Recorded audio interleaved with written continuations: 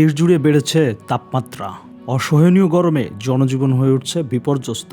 এই পরিস্থিতিতে সুস্থ থাকতে প্রয়োজন সচেতনতা এবং কিছু জরুরি সতর্কতা। হিট স্ট্রোকের ঝুঁকি থেকে বাঁচতে করণীয় নিয়েই আমাদের আজকের ভিডিও।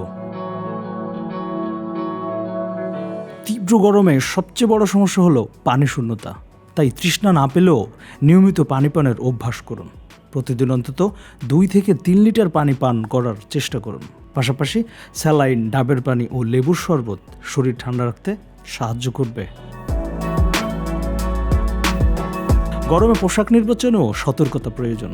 হালকা রঙের ঢিলেঢালা সুতির পোশাক গরমে শরীরকে স্বস্তিতে রাখবে। বাইরে বের হলে ছাতা, টুপি বা সানগ্লাস ব্যবহার করার চেষ্টা করুন।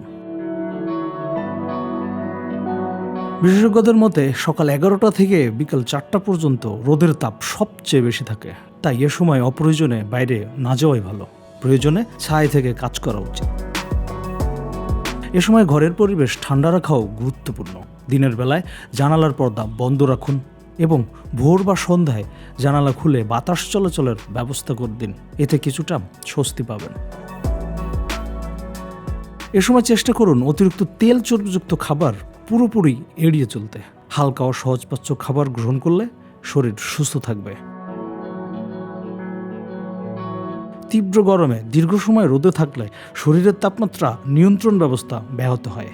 বেড়ে যায় হিট স্ট্রোকের ঝুঁকি। লক্ষণ হিসেবে মাথা ঘোরা, দুর্বলতা, দ্রুত হার্টবিট, ত্বক শুষ্ক হয়ে যাওয়া বা অজ্ঞান হয়ে যাওয়ার মতো সমস্যা দেখা দিতে পারে।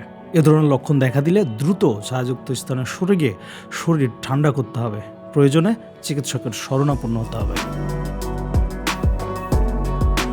একটু সচেতনতা ও সতর্কতাই পারে তীব্র তাপপ্রবাহ ও হিট স্ট্রোকের ঝুঁকি থেকে আমাদের রক্ষা করতে।